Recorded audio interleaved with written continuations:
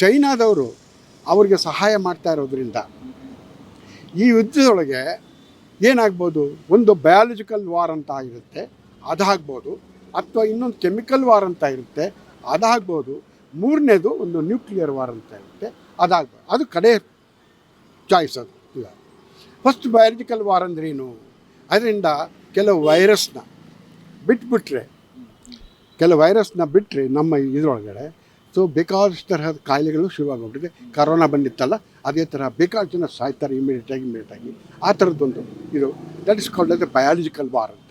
ಇನ್ನೊಂದೇನಿದೆ chemical ವಾರ್ನೊಳಗೆ ಸಿಕ್ಕಾಪಟ್ಟೆ ಇದು ಕೆಮಿಕಲ್ಸ್ನ spray ಮಾಡ್ತಾರೆ. ಅದರಿಂದ ಕೂಡ ಬಹಳ ಹಾನಿಗಳುಂಟಾಗುತ್ತೆ. ಬೆಳೆಗಳು ಹಾಳಾಗ್ಬೋದು, ಮನುಷ್ಯರ ಮೇಲೆ ಬಿದ್ದರೆ ಮನುಷ್ಯರದ್ದು ಇದಲ್ಲಾಗುತ್ತೆ. ಆ ಸ್ಪ್ರೇನಿಂದ ಬಹಳ ತೊಂದರೆಗಳು ಉಂಟಾಗುತ್ತೆ ಕೆಮಿಕಲ್ ವಾರಿಂದ.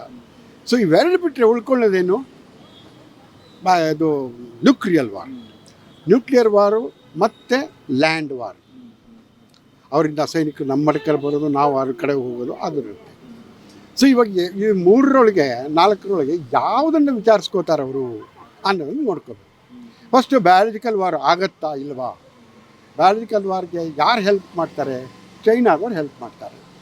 ಅವ್ರು ಹೇಳಿಬಿಟ್ಟಿದ್ದಾರೆ, ನಾವು ಹೆಲ್ಪ್ ಮಾಡ್ತೀವಿ ನಿಮ್ಮ ಕಡೆ ಯಾವುದಿದ್ರು ಅಂತ ಇದು ಮಾಡ್ತಾರೆ. ಆದರೆ ಮಾಡಿದ್ರೆ ಎಂತೆಂಥ ಹಾನಿ ಆಗುತ್ತೆ. ಹಾನಿ ಆದರೆ ನಮ್ಮ ಪಾಕಿಸ್ತಾನ ಉಳಿಯುತ್ತಾ?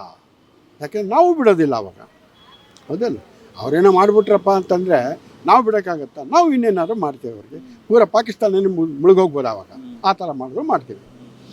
ಆದ್ದರಿಂದ ಅದನ್ನು ಅವ್ರು ಮಾಡಬೇಕಾದ್ರೆ ಅವರು ಕೂಡ ಯೋಚನೆ ಮಾಡಬೇಕು.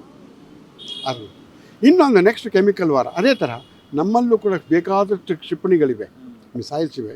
ಸೊ ಕೆಮಿಕಲ್ ವಾರ್ಗಳಿಗೆ ಬಹಳ ಈಸಿಯಾಗಿ ಮಾಡ್ಬೋದು ನಾವು ಕೂಡ.